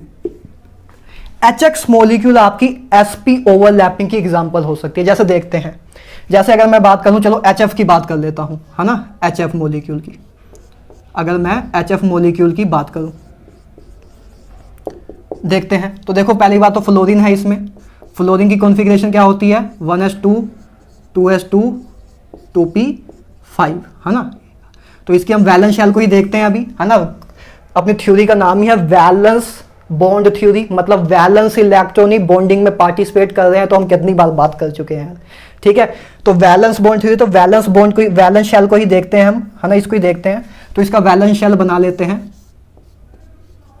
तो 2s में पूरा फिल है और 2p में 5 इलेक्ट्रॉन फिल है। तो इसका हमने वैलेंस शेल बना दिया। और आपका क्या है, फ्लोरीन आपका हाइड्रोजन के साथ कंबाइन हो रहा है, हाइड्रोजन की कॉन्फ़िगरेशन 1s1, ठीक है। और इसकी अगर हम फीलिंग दिखाना चाहें तो ये इसकी फीलिंग है, ठीक बात है। HF मॉलिक्यूल की हम बात कर रहे हैं, HF मॉलिक्यूल की हम एग्जांपल देख रहे हैं। इसके अंदर हम देख रहे हैं कि किस टाइप की ओवरलैपिंग है। अच्छा, जो HF के बीच में जो कोवलेंट बॉन्ड है, हम इसकी अब डिटेलिंग में जा रहे हैं ना, कि इसके बीच में जो कोवलेंट बॉन्ड है किस टाइप का कोवलेंट बॉन्ड है, उसके बारे में हम बात कर रहे हैं, किस टाइप की ओवरलैपिंग से बॉन्ड बना आपका, ठीक है। तो ये फ्लोरीन था, ये आपका हाइड्रोजन था। तो फ्लोरीन और हाइड्रोजन की अगर मैं बात करूं तो देखो ऑब्लिक स्पिन दिखा देना ना यार, ठीक है। अगर मैं कभी ना बना पाऊं, बुक्स में भी नहीं बनाया जाता है, वैसे बुक्स में भी ऐसे सीधे ही दिखा दिया जाता है, लेकिन आपको ऑब्लिक स्पिन बनानी चाहिए। बुक्स में भी आप देखोगे ना तो ऐसे ही दिखा दिया जाता है, ऐसे ही, ठीक है, ऐसे ही दिखा दिया जाता है। लेकिन बेटर ये रहेगा कि आप ऑपोजिट स्पिन दिखा दो, ठीक है। अब देखो इसके पास भी एक अनपेयर्ड इलेक्ट्रॉन है, इसके पास भी एक अनपेयर्ड इलेक्ट्रॉन है, दोनों की स्पिन ऑपोजिट है, तो आपस में बॉन्डिंग कर सकते हैं, तो आपस में बॉन्डिंग कर सकते हैं, ओवरलैपिंग कर सकते हैं। तो देखो क्या होगा, इसका कौन सा ऑर्बिटल यूज हुआ, ए जो कौन सा ऑर्बिटल था, ये 1s ऑर्बिटल था। और ए कौन सा, ए ऑर्बिटल कौन सा है, ए इलेक्ट्रॉन जो आपका है, फ्लोरीन का जो इलेक्ट्रॉन अनपेयर्ड इलेक्ट्रॉन है वो कहां है, वो आपका 2p ऑर्बिटल में है ना। ए आपका 2s था, ए आपका 2p था। तो फ्लोरीन का जो इलेक्ट्रॉन है वो आपका 2p ऑर्बिटल में है, ठीक बात है। आपको क्लियरली दिख रहा है कि जो फ्लोरीन का अनपेयर्ड इलेक्ट्रॉन था वो 2p ऑर्बिटल में प्रेजेंट था, और हाइड्रोजन का जो अनपेयर्ड इलेक्ट्रॉन था वो 1s ऑर्बिटल में प्रेजेंट था। मतलब हो क्या रहा है कि इसका s ऑर्बिटल, हाइड्रोजन का s ऑर्बिटल फ्लोरीन के p ऑर्बिटल के साथ ओवरलैप कर रहा है ना। यही दो, इन दोनों के पास ही तो अनपेयर्ड इलेक्ट्रॉन है, तो यही दो आपस में ओवरलैपिंग करेंगे, अनपेयर्ड इलेक्ट्रॉन ही बॉन्ड बनाते हैं। तो इसका s ऑर्बिटल इसके p ऑर्बिटल के साथ ओवरलैप कर जाएगा। तो एग्जांपल हो जाएगी sp ओवरलैपिंग की। जैसे देखते हैं, देखो क्या होगा, HF कैसे बनता है, हाइड्रोजन और फ्लोरीन आपस में कंबाइन करके HF बना देते हैं, इनके बीच में एक बॉन्ड बन जाता है। तो क्या हुआ, हाइड्रोजन का s ऑर्बिटल, हाइड्रोजन का s ऑर्बिटल ले लिया हमने, ठीक है, हाइड्रोजन का s ऑर्बिटल ले लिया, ठीक है। और फ्लोरीन का हमने p ऑर्बिटल ले लिया, फ्लोरीन का हमने p ऑर्बिटल ले लिया, ठीक है। हाइड्रोजन का s ऑर्बिटल पार्टिसिपेट कर रहा है और फ्लोरीन का p ऑर्बिटल पार्टिसिपेट कर रहा है बॉन्डिंग में। तो हाइड्रोजन का s ऑर्बिटल, फ्लोरीन का p ऑर्बिटल, ये दो आपस में ओवरलैप करके फाइनली आपका बॉन्ड बना रहे हैं, मतलब ओवरलैपिंग कर ले रहे हैं, ठीक है, ये बॉन्ड बना दे रहे हैं।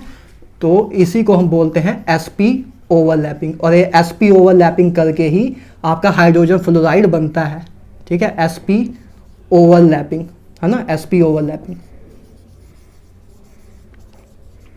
और आपका जो बॉन्ड बना वो क्या बना है, सिग्मा बॉन्ड बना है, आपका बॉन्ड सिग्मा बॉन्ड बना है, क्योंकि हेड ऑन हेड ओवरलैपिंग हुई है, ठीक है। तो क्या हुआ, हाइड्रोजन का s ऑर्बिटल और फ्लोरीन का p ऑर्बिटल बॉन्डिंग में पार्टिसिपेट कर रहा था, क्योंकि इन दोनों के पास ही अनपेयर्ड इलेक्ट्रॉन थे, बाकी सब तो पेयर्ड हैं। तो इसका अनपेयर्ड इलेक्ट्रॉन और इसका अनपेयर्ड इलेक्ट्रॉन, मतलब s ऑर्बिटल हाइड्रोजन का और फ्लोरीन का p ऑर्बिटल आपस में कंबाइन करके, आपस में ओवरलैप करके आपका sp ओवरलैपिंग कर रहे हैं, और फाइनली एक कोवलेंट बॉन्ड, एक प्यारा सा सिग्मा बॉन्ड बना रहे हैं, और फाइनली आपका हाइड्रोजन फ्लोराइड बन जाता है। तो बस आपको ये समझ आ रहा है ना कि जो हाइड्रोजन और फ्लोरीन आपस में ऐड होके हाइड्रोजन फ्लोराइड जो बॉन्ड बन रहा है, ये जो बॉन्ड बना है इनके बीच में, जो हमने डंडा बनाया है, इसके पीछे बिहाइंड इसके केमिस्ट्री क्या है, इसके पीछे अगर हम ऑर्बिटल लेवल पे देखें तो इसके पीछे केमिस्ट्री क्या है, वो ये रही कि इसका s ऑर्बिटल, इसका p ऑर्बिटल, इसका s ऑर्बिटल, इसका p ऑर्बिटल आपस में कंबाइन हुए, आपस में फ्यूज हुए, आपस में ओवरलैप हुए, एक ही बात है, आपस में ओवरलैप हुए और एक ओवरलैपिंग करके उन्होंने एक कोवलेंट बॉन्ड बना लिया जिसको हम सिग्मा बॉन्ड भी बोल सकते हैं। और इस ओवरलैपिंग का क्या नाम दे सकते हैं, इसको हम नाम दे सकते हैं sp ओवरलैपिंग, क्योंकि इसमें एक इसका s ऑर्बिटल यूज हुआ, इसका p ऑर्बिटल यूज हुआ। तो यार ये एग्जांपल हो गई आपकी sp ओवरलैपिंग की। आप चाहो तो हाइड्रोजन क्लोराइड की भी ले सकते हो एग्जांपल, है ना, HCl की भी ऐसे ले सकते हो। देखो HCl में क्या होगा, इधर देखते हैं, जैसे HF की आपने एग्जांपल ली थी, इस तरह X की जगह पे आप Cl भी ले सकते हो। तो HCl की अगर मैं बात करूं तो HCl में देखो क्या होगा, जैसे मैं इधर आपका क्लोरीन होगा, क्लोरीन में 1s2 2s2 2p6 3s2 3p5 यही होगा। तो इसका वैलेंस शेल ए रहा, है ना, इसका वैलेंस शेल ए रहा। वैलेंस शेल में क्या है, ए है ना, ए आपका 3s ऑर्बिटल था, ए आपका 3p ऑर्बिटल था, है ना, ए आपका 3p ऑर्बिटल था।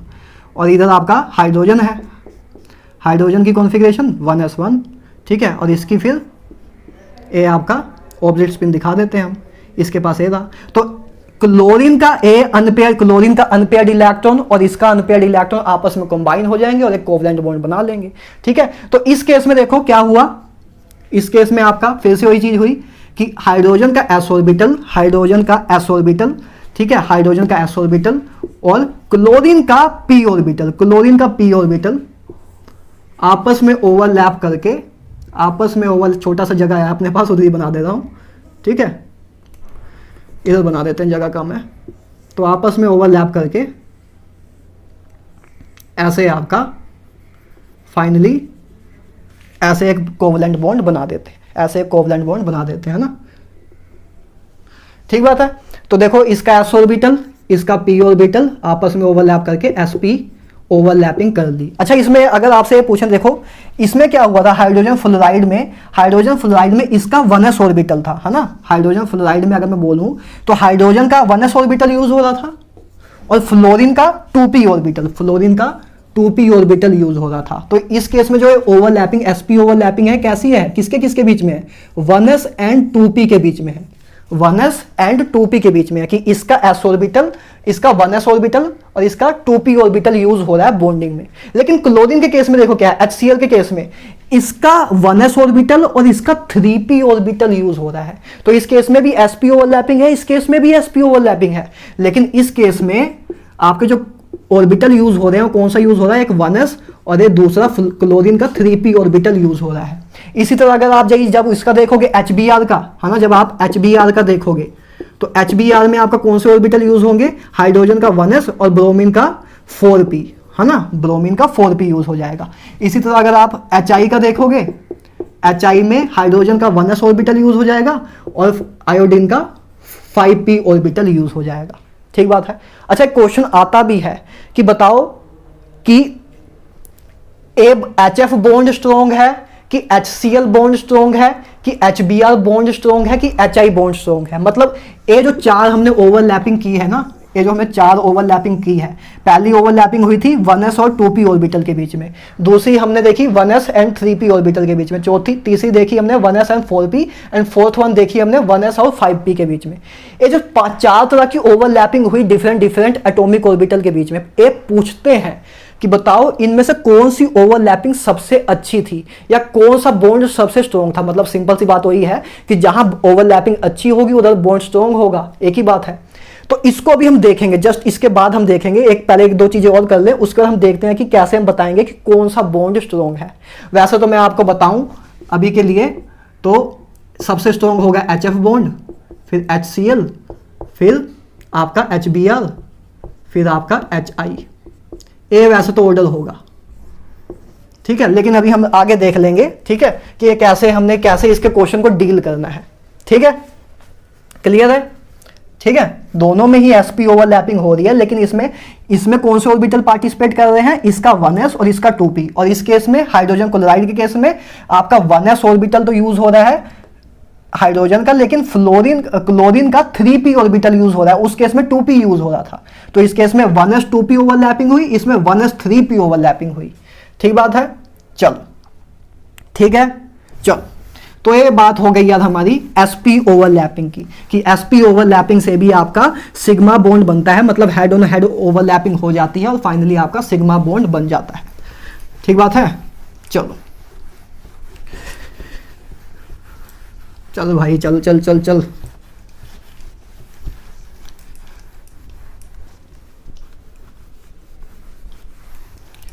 तो हमने दूसरी टाइप देख ली जो हेड ऑन ओवरलैपिंग के अंडर हमने दूसरी ओवरलैपिंग देख ली जिसको हमने बोला sp ओवरलैपिंग। तो अभी तक हम दो देख चुके हैं कि एक आपका बॉन्ड बनाते हैं ss ओवरलैपिंग से भी आपकी हेड ऑन हेड ओवरलैपिंग होती है, sp से भी आपकी हेड ऑन हेड ओवरलैपिंग होती है। मैं आपको बता भी चुका हूं कि जहां भी कहीं s आ जाए समझ जाना सिग्मा बॉन्ड ही बनेगा, समझ जाना सिग्मा बॉन्ड ही बनेगा, या तो ये बोल दूं हेड ऑन ओवरलैपिंग ही होगी, क्योंकि s ऑर्बिटल हमेशा सिग्मा बॉन्ड ही बनाते हैं। ठीक बात है, आगे बात करते हैं। तीसरी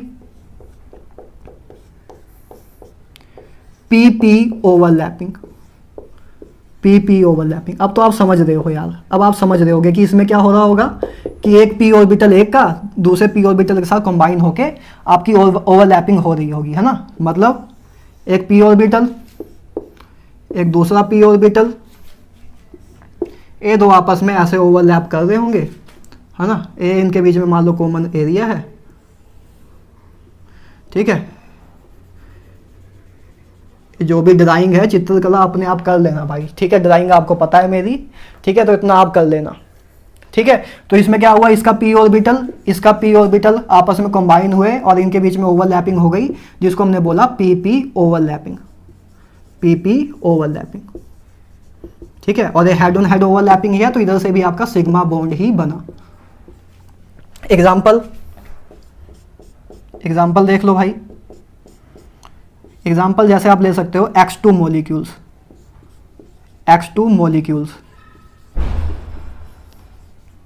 जैसे कि fluorine, chlorine, bromine molecule and iodine का मॉलिक्यूल। जैसे फ्लोरीन की बात कर लेते हैं, चलो। तो जैसे फ्लोरीन मॉलिक्यूल है ना, इसकी हम बात करते हैं।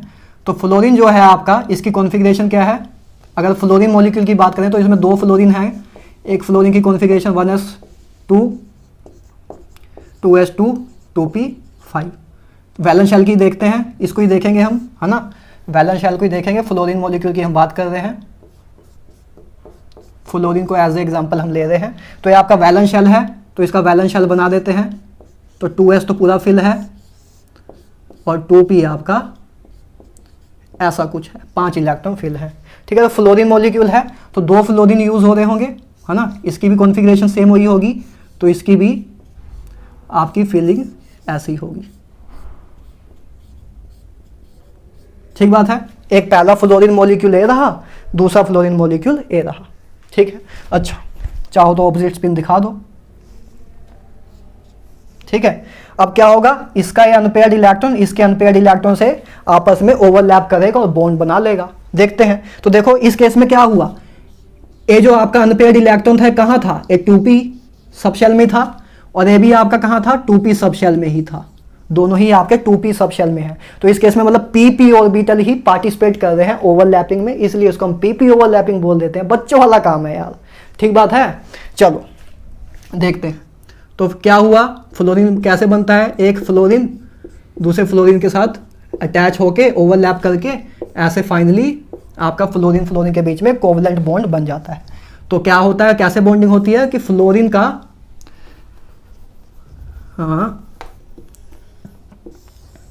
फ्लोरीन का p ऑर्बिटल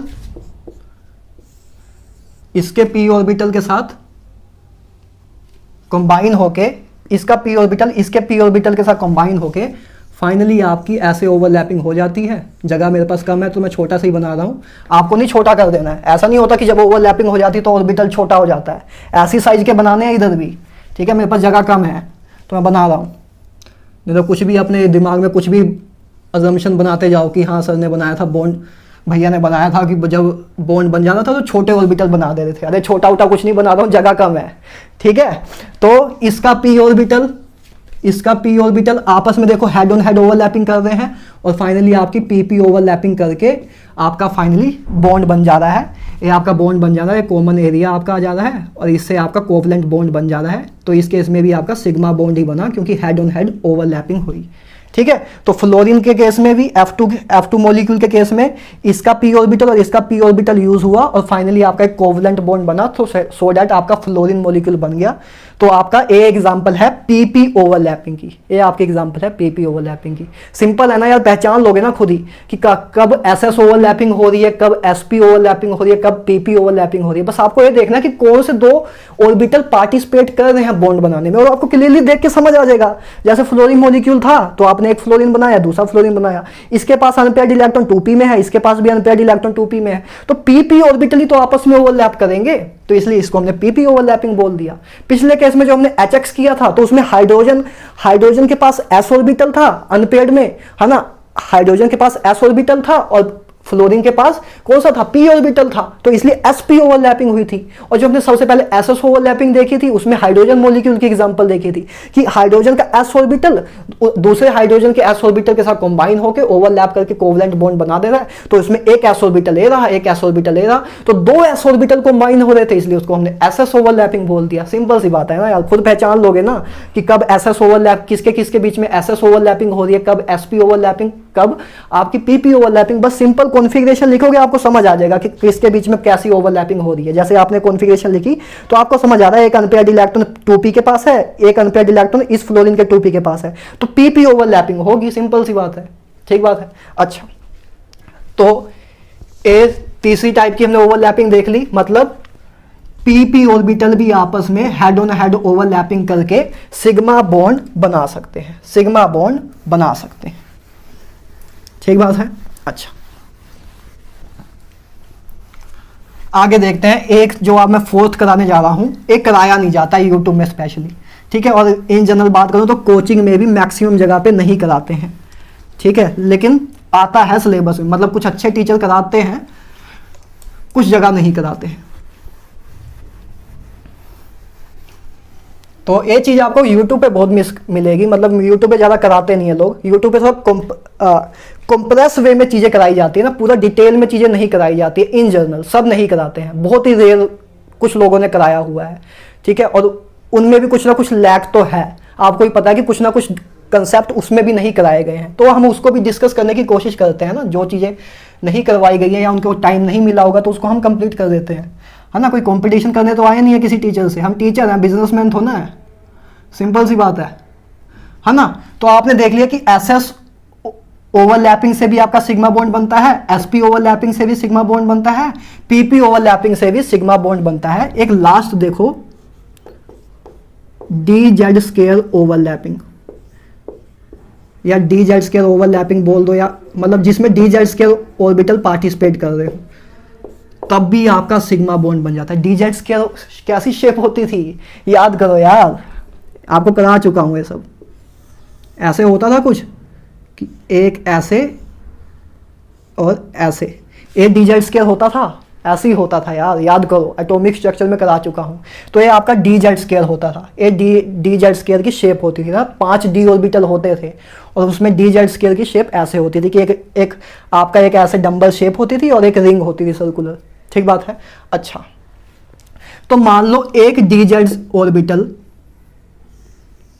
दूसरे डी जेड ऑर्बिटल के साथ ऐसे ओवरलैप करके देखो, हेड ऑन हेड ओवरलैपिंग ही होगी, तो ऑब्वियसली आपका सिग्मा बॉन्ड ही बनेगा, है ना, ऑब्वियसली आपका सिग्मा बॉन्ड ही बनेगा।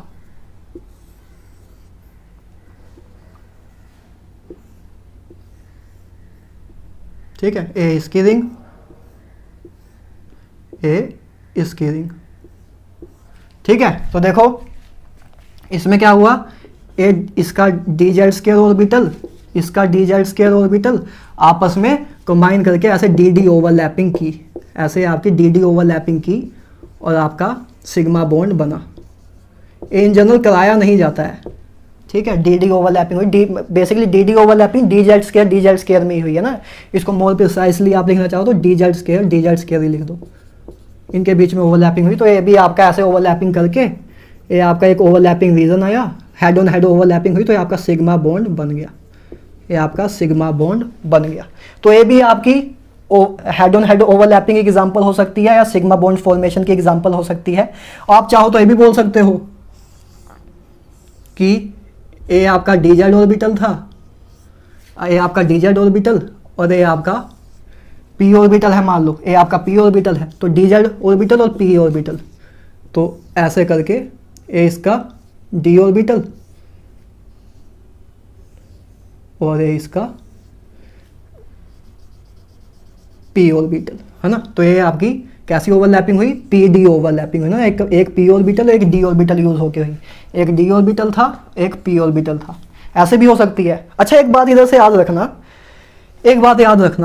इन जनरल जितनी भी मैक्सिमम बुक है ना उसमें जेड एक्सिस को आपकी इंटर न्यूक्लियर एक्सिस मानी जाती है। किसको? जेड एक्सिस को आपकी इंटर न्यूक्लियर एक्सिस मान लेते हैं। इंटर न्यूक्लियर एक्सिस का मतलब क्या कि अब न्यूक्लियस से पास होने वाली एक्सिस, जैसे दो एटम है, दो एटम के न्यूक्लियस से, जैसे एक एटम ए रहा एक एटम ए रहा है ना, जैसे एक एटम ए रहा एक एटम ए रहा, इन दो एटम के न्यूक्लियस से पास होने वाली एक्सिस को हम इंटर न्यूक्लियर एक्सिस बोलते हैं।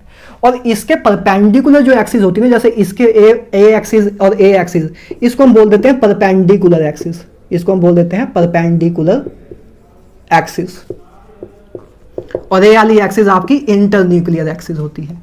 तो इन जनरल हम जेड एक्सिस को bye convention inter nuclear axis मान लेते हैं। कोई रूल नहीं है मैक्सिमम बुक ने, लेकिन मान लिया है कि जो न्यूक्लियस के ओरिएंटेड, मतलब जिस डायरेक्शन में जहां आपका न्यूक्लियस होता है, न्यूक्लियस की एक्सिस के डायरेक्शन में ही आपकी जेड एक्सिस लाई करती है, उन्होंने मान लिया बाय कन्वेंशन। लेकिन आप कुछ फॉरेन ऑथर की बुक्स देखोगे केमिस्ट्री की, अगर आप देखना ना मैं बता रहा हूं ऐसे, तो फॉरेन ऑथर की अगर आप कुछ अच्छे फॉरेन ऑथर की बुक देखोगे तो उन्होंने एक्स एक्सिस को भी इंटर न्यूक्लियर एक्सिस माना हुआ है। तो कोई ऐसा रूल नहीं है कि जेड एक्सिस ही आपकी इंटर न्यूक्लियर एक्सिस होती है। हमने अपने इंडियन लिटरेचर में या इंडियन बुक्स में आप देखोगे तो उसमें हमने जेड एक्सिस को हमारी इंटर न्यूक्लियर एक्सिस मान लिया गया है। ठीक है, कि जेड एक्सिस को हमने इंटर न्यूक्लियर एक्सिस मान लिया है, कि जो ये दो न्यूक्लियर से पास होते हुए वाली जो एक्सिस है, इसको हमने जेड एक्सिस मान लिया गया है, इसको हमने जेड एक्सिस मान लिया है। ठीक है, तो जेड एक्सिस को in general inter nuclear axis मान लेते हैं, लेकिन मैं फिर बोल रहा हूं कोई रूल नहीं है। ठीक बात है। अच्छा, तो जैसे इसका डी जेड ऑर्बिटल था, तो आपको पता है कि पी ऑर्बिटल जो होते हैं, पी सबशेल में 3 ऑर्बिटल होते हैं, एक पी एक्स, एक पी वाई और एक पी जेड। तो हेड ऑन हेड ओवरलैपिंग करने के लिए इसका पी का कौन सा ऑर्बिटल यूज होगा? तो पी का जेड ऑर्बिटल ही यूज होगा, है ना। अरे यार, क्योंकि देखो अगर एक्स ऑर्बिटल होता तो एक्स ऑर्बिटल तो ऐसे होता पी एक्स, अगर ये पी जेड ऑर्बिटल है तो पी एक्स ऑर्बिटल कहां होता? पी जेड के परपेंडिकुलर नहीं होता। अरे यार, पी एक्स पी वाई और पी जेड ऑर्बिटल एक दूसरे के परपेंडिकुलर ही थे। ए एक्स एक्सिस में था, ए वाई एक्सिस में, जेड एक्सिस में, ए एक्स एक्सिस में, ए वाई एक्सिस में, जेड एक्सिस में। तो और तीनों एक्सिस एक दूसरे के परपेंडिकुलर होती हैं, तीनों एक्सिस एक दूसरे के परपेंडिकुलर होती हैं। तो अगर जेड एक्सिस हमने ए डायरेक्शन में मानी है तो पी एक्स आपकी इस डायरेक्शन में होगी, पी एक्स आपकी इस डायरेक्शन में होगी। तो क्या पी एक्स के साथ ऐसे हेड ऑन हेड ओवरलैपिंग हो सकती है? देखो, ए डी जेड स्क्वायर है, ए पी एक्स है, क्या इसमें हेड ऑन हेड ओवरलैपिंग हो सकती है? खुद सोचो, क्या आपको कुछ हेड ऑन हेड दिख रहा है? कुछ भी नहीं दिख रहा है। ठीक है, तो इस केस में तो कोई ओवरलैपिंग नहीं दिख रही है आपको। हेड ऑन हेड ओवरलैपिंग आपको डी जेड स्क्वायर और पी जेड में ही दिख रही है, डी जेड स्क्वायर और पी जेड में ही दिख रही है। ठीक है, तो ये बात याद रखना कि हम इन जनरल जेड एक्सिस को ही इंटर न्यूक्लियर एक्सिस मान लेते हैं, इसलिए हमने लिखा कि डी जेड स्क्वायर और पी जेड में ए आपका बॉन्ड बना, सिग्मा बॉन्ड बना। ठीक बात है। अगर मान लो क्वेश्चन में ए लिखा होता है कि अज्यूम, ध्यान से सुनो, छोटी सी बात बता रहा हूं, इंपॉर्टेंट है, assume x axis as a internuclear axis. मान लो उसमें उन्होंने बोल दिया है, अगर नहीं बोला है फिर तो आपको जेड एक्सिस को ही इंटरन्यूक्लियर एक्सिस माननी है, लेकिन स्पेशली उन्होंने बोल दिया है कि assume x axis as a internuclear axis. तो अगर एक्स एक्सिस आपकी इंटरन्यूक्लियर एक्सिस है इस पी ऑर्बिटल के लिए, तो अब आपको अगर बॉन्ड बनाना है तब अब बॉन्ड कैसे बनेगा? अगर हम बोल रहे हैं कि इसका जो dz स्क्वायर है और इसका जो ऑर्बिटल है, मतलब हम सिंपली बोलना ये चाहते हैं कि अगर अब इसकी इंटरन्यूक्लियर एक्सिस अगर x है, तो अब आपका जो सिग्मा बॉन्ड बनेगा वो कब बनेगा? dz स्क्वायर और px जब आपस में कंबाइन होंगे, क्योंकि इसकी इंटरन्यूक्लियर एक्सिस हमने x मान ली है, इसकी हमने इंटरन्यूक्लियर एक्सिस x मान ली है। ठीक बात है। तो इन जनरल आपको इतना कंफ्यूज होने की वैसे जरूरत नहीं है, तो मैं एक एक्स्ट्रा क्वेश्चन बनाने की कोशिश कर रहा हूं, लेकिन आपको इन जनरल ये पता होना चाहिए कि जेड एक्सिस ही आपकी इंटरन्यूक्लियर एक्सिस होती है। ठीक है, तो इसका dz स्क्वायर और इसका pz आपस में हेड ऑन हेड ओवरलैपिंग करके ऐसे pd ओवरलैपिंग कर लेता है। ठीक बात है। तो ए भी एक तरीका है हेड ऑन हेड ओवरलैपिंग करने का, इससे भी आपका सिग्मा बॉन्ड बनता है। एक मात्र डी ऑर्बिटल है जो कि सिग्मा बॉन्ड बनाता है और वो है dz स्क्वायर। सिर्फ dz स्क्वायर ऑर्बिटल ही आपका सिग्मा बॉन्ड बनाता है, बाकी जितने भी चार जो आपके डी ऑर्बिटल हैं वो सिग्मा बॉन्ड नहीं बनाते हैं। ठीक बात है। ठीक है, तो इधर आप लिख लो, और कौन सा देख लिया आपने? dz स्क्वायर ऑर्बिटल भी पार्टिसिपेट करके आपका क्या करते हैं? सिग्मा बॉन्ड बना देते हैं। ठीक बात है। तो ये यार चार तरह की हमने देख ली कि चार तरह की ओवरलैपिंग पॉसिबल है। पहला एसएस ऑर्बिटल आपस में हेड ऑन हेड को ओवरलैप करके सिग्मा बॉन्ड बना सकते हैं, एसपी ओवरलैपिंग हो सकती है, पीपी ओवरलैपिंग, और dz स्क्वायर ऑर्बिटल जब पार्टिसिपेट करते हैं तब भी आपकी हेड ऑन हेड ओवरलैपिंग हो जाती है। ठीक है, तो dz स्क्वायर pz के साथ कंबाइन करके हेड ऑन हेड ओवरलैपिंग कर दे रहा है, और या dz स्क्वायर आपस में ही कर दे रहा है। ठीक है, dz स्क्वायर px के साथ नहीं कर पाएगा क्योंकि इसके दोनों के हेड एक दूसरे का कंबाइन ही नहीं है, इसका हेड इधर है, इसकी हेड की डायरेक्शन इधर है ना, तो आपस में हो नहीं पा रही है ओवरलैपिंग, तो dz स्क्वायर की pz के साथ ही ओवरलैपिंग होगी। ठीक बात है। ठीक है, तो ये बात हो गई यार आपकी हेड ऑन ओवरलैपिंग की। ठीक है, अब हेड ऑन ओवरलैपिंग मैंने आपको एक चीज बोली थी कि बॉन्ड स्ट्रेंथ के बारे में बात कर लेते हैं, है ना, या सिग्मा बॉन्ड की अगर मैं बात करूं तो सिग्मा बॉन्ड में बॉन्ड स्ट्रेंथ की हम बात कर लेते हैं कुछ। देखो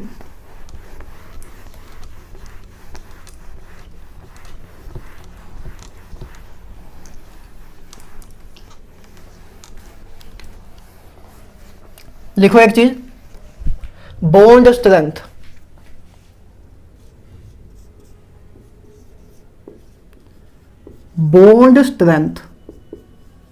कि किसकी बॉन्ड स्ट्रेंथ ज्यादा होगी। जैसे मैंने आपको बोला था ना HF, HCl, HBr, HI, इसमें से बॉन्ड स्ट्रेंथ किसकी ज्यादा होगी उसके बारे में बात कर रहे हैं, है ना।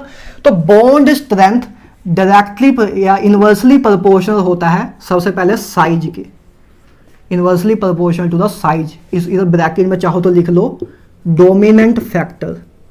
ये डोमिनेंट फैक्टर है, मतलब ज्यादा प्रभाव वाला फैक्टर है। सबसे पहले हम साइज को ही देखेंगे। ठीक है, तो जब आपका n इज डिफरेंट, जब आपका n डिफरेंट हो, n क्या होता है? प्रिंसिपल क्वांटम नंबर, है ना, हम बात कर चुके हैं। n क्या होता है? प्रिंसिपल क्वांटम नंबर, या बोल दो शेल नंबर। किस शेल में वो आपका ऑर्बिटल है? 1s शेल में है, 2s शेल में है, 3s में है, किस शेल में है? ठीक है, तो बॉन्ड स्ट्रेंथ इनवर्सली प्रोपोर्शनल होता है साइज के, और डायरेक्टली प्रोपोर्शनल होता है डायरेक्शनल नेचर के। डायरेक्टली प्रोपोर्शनल होता है डायरेक्शनल नेचर के। ठीक है, डायरेक्टली प्रोपोर्शनल होता है डायरेक्शनल नेचर के।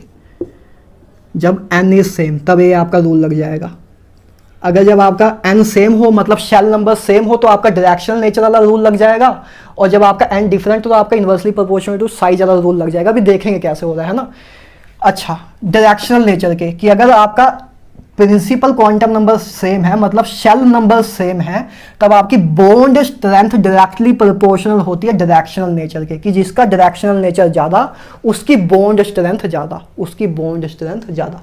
अब s ऑर्बिटल तो आपको पता कि नॉन डायरेक्शनल नेचर का होता है, तो डायरेक्शनल नेचर का यार ऑर्डर ए होता है F D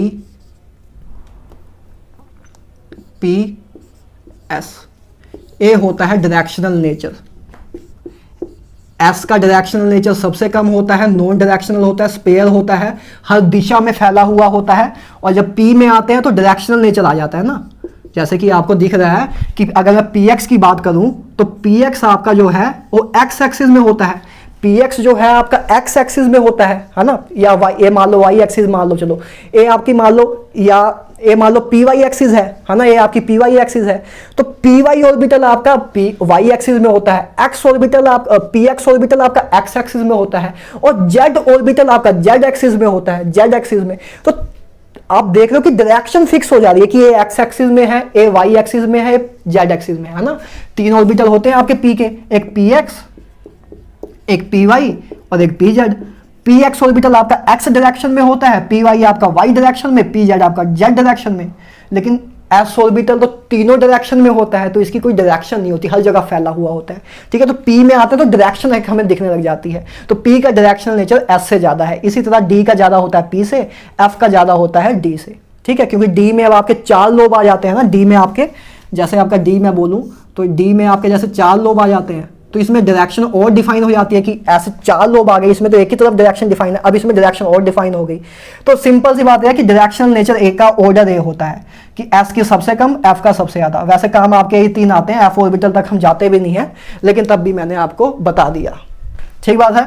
अच्छा, अब देखते हैं क्वेश्चन, देखते हैं कि इस पर क्वेश्चन कैसे आते हैं, क्वेश्चन से ज्यादा चमकेगा, ठीक है। तो एक डायरेक्शनल नेचर लिख लेना, इरेज कर रहा हूं मैं, ठीक है। चलो देखो, जैसे क्वेश्चन सोल्व करने की कोशिश करते हैं कुछ, जैसे मान लो 1s 1s 1s 2s and 2s 2s। ये मान लो 3 ओवरलैपिंग आपको दी हुई है कि ये 3 ओवरलैपिंग हो रही है, एक 1s 1s ऑर्बिटल में, एक 1s 2s ऑर्बिटल में और एक 2s 2s ऑर्बिटल में। आपको बताना है कि कौन सा बॉन्ड सबसे स्ट्रॉन्ग है इनमें से। अब increasing order of bond strength लिखना है आपको। मान लो एक कहा है कि right A increasing order of a bond strength of these 3 overlapping, तो आपको ये बताना है। तो सबसे पहले आपको क्या देखना है, साइज, अगर एन डिफरेंट हो। देखो बॉन्ड स्ट्रेंथ डायरेक्टली प्रोपोर्शनल होता है साइज के, है ना, साइज के डायरेक्टली प्रोपोर्शनल, इनवर्सली प्रोपोर्शनल होता है, सॉरी, तो इनवर्सली प्रोपोर्शनल होता है साइज के। तो सबसे पहले देखो क्या एन डिफरेंट हो रहा है। देखो इधर आपका एन 1 था, इधर एन आपका, मतलब अगर n1 की बात करूं तो n1 इधर आपका 1 था, n2 इधर आपका 1 था, है ना। n1 इसका, अगर इसकी मैं बात करूं, इसका प्रिंसिपल क्वांटम नंबर उसको मैंने लेट से n1 बोल दिया, इसके प्रिंसिपल क्वांटम नंबर को n2 बोल दिया। तो इसके n की वैल्यू 1 थी, इसके n की वैल्यू भी 1 थी इस केस में, लेकिन इसके n की वैल्यू 1, इसकी 2 हो गई, मतलब n चेंज हो रहा है, इधर n की वैल्यू 1, इधर 2, इधर 2, है ना। तो सबसे पहली बात तो ए कि साइज चेंज हो रहा है, साइज चेंज हो रहा है। इधर एक 1s ऑर्बिटल 1s ऑर्बिटल, इधर 1s 2s, इधर दोनों ही 2s 2s। तो n चेंज हो रहा है ना, आपका देख लो n चेंज होता जा रहा है। इधर पहले एक n चेंज हुआ, इधर a भी n चेंज हो गया, ठीक बात है। n चेंज हो रहा है, n चेंज हो रहा है मतलब साइज चेंज हो रहा है, n चेंज हो रहा है साइज चेंज हो रहा है, ठीक बात है। या सिंपल सी बात है ना, जैसे ये आपका एटम है, ये आपका एटम है, पहला शेल है, ये आपका दूसरा शेल है, तो ए n = 1 है, ए n = 2 है। अब बताओ n = जिसके पास n, जिसमें अगर n = 1 पार्टिसिपेट कर रहा है उसका साइज छोटा होगा। मान लो n = 1 है, एक एटम का मान लो फर्स्ट शेल ही पार्टिसिपेट कर रहा है बॉन्डिंग में, एक एटम का सेकंड शेल पार्टिसिपेट कर रहा है बॉन्डिंग में। तो फर्स्ट शेल जब पार्टिसिपेट करोगे तो छोटा साइज होगा, तो साइज इनवर्सली प्रोपोर्शनल होता है बॉन्ड स्ट्रेंथ के, भी आपको पता है। तो क्लियरली आप देख रहे हो कि जिसका साइज छोटा होगा उसकी बॉन्ड स्ट्रेंथ, जिसका साइज छोटा उसकी बॉन्ड स्ट्रेंथ ज्यादा, है ना। Size inversely proportional to bond strength. तो आपको क्लियरली दिख रहा है कि इसमें दोनों ही 1s 1s ऑर्बिटल पार्टिसिपेट कर रहे हैं, मतलब दोनों ही छोटे शेल के ऑर्बिटल पार्टिसिपेट कर रहे हैं। तो सिंपल सा क्या आपको चमक रहा है कि और ए ही ऑर्डर होगा, क्या है आपको चमक रहा है कि नहीं चमक रहा है, ए इंक्रीजिंग ऑर्डर होगा बॉन्ड स्ट्रेंथ का, बोलो भाई, क्योंकि ये दोनों सबसे छोटे हैं, इनमें दोनों ही छोटे छोटे ऑर्बिटल पार्टिसिपेट कर रहे हैं, इसमें एक छोटा एक थोड़ा सा बड़ा, इसमें दोनों ही बड़े बड़े, है ना। तो size inversely proportional to bond strength. तो इस केस में आपका साइज सबसे कम होगा, उसके बाद इधर साइज बढ़ता जा रहा है, मतलब इस डायरेक्शन में साइज आपका इंक्रीज हो रहा है, ये आपको दिख भी रहा है, साइज आपका इस डायरेक्शन में इंक्रीज हो रहा है। और साइज ज्यादा तो बॉन्ड स्ट्रेंथ कम, तो मतलब आपका बॉन्ड स्ट्रेंथ सबसे ज्यादा इसकी होगी, फिर इस सबसे ज्यादा बॉन्ड स्ट्रेंथ इसकी, उससे कम इसकी और सबसे कम इसकी, ठीक है। तो साइज के ऑपोजिट में आपका बॉन्ड स्ट्रेंथ का ऑर्डर चलता है। ठीक है, साइज जैसे जैसे बढ़ता जा रहा है बॉन्ड स्ट्रेंथ आपकी कम होते जा रही है। ठीक है, तो पहली एग्जांपल आपको समझ आ गया। ठीक है, तो छोटी सी चीजें हैं, आगे देख लो। जैसे पहला क्वेश्चन हो गया, और देख सकते हैं। ठीक है, बहुत आसान है यार, तो आप कर ही दोगे। देखो अभी एक लास्ट में थर्ड क्वेश्चन एक अच्छा भी ले लूंगा, सब कुछ मिक्स हो जाए बीच में। चलो जैसे मान लो, चलो 2s 2s 2s 2p 2p 2p, मान लो इनके बीच में आपको फिर से वही पूछना है कि बॉन्ड स्ट्रेंथ किसकी ज्यादा होगी। अब इसमें देखो दोनों, इधर भी n सेम ही है, इधर भी n सेम ही है, इधर भी n सेम ही है, तो n तो सेम है, तो साइज से तो हम कुछ बता नहीं पाएंगे क्योंकि तीनों का ही साइज सेम है, तीनों का ही साइज सेम है। ठीक बात है, तो साइज से हम नहीं बताएंगे क्योंकि n डिफरेंट नहीं है, n सेम है तीनों केस में। ठीक बात है, तो मतलब n सेम है तो ये वाला रूल लगाएंगे, डायरेक्शनल नेचर वाला, है ना। अगर n आपका सेम है तीनों के केस में तो यही वाला रूल लगेगा, इसमें इसका तो अब कोई काम ही नहीं है ना, समझ रहे हो, इतना तो यार दिमाग है, भेजा है। ठीक है, तो n सेम है आपका, तो इधर आपका ए वाला रूल तो लगेगा नहीं, ए लगाते हैं डायरेक्शनल नेचर। अच्छा, n is same, n is same, तो n सेम था डायरेक्शनल नेचर। अब आपको पता है कि p का डायरेक्शनल नेचर ज्यादा होता है s से, तो आपको क्लियरली समझ आ रहा है कि क्या ये आपको चमक रहा है कि ऑर्डर आपका यही होगा।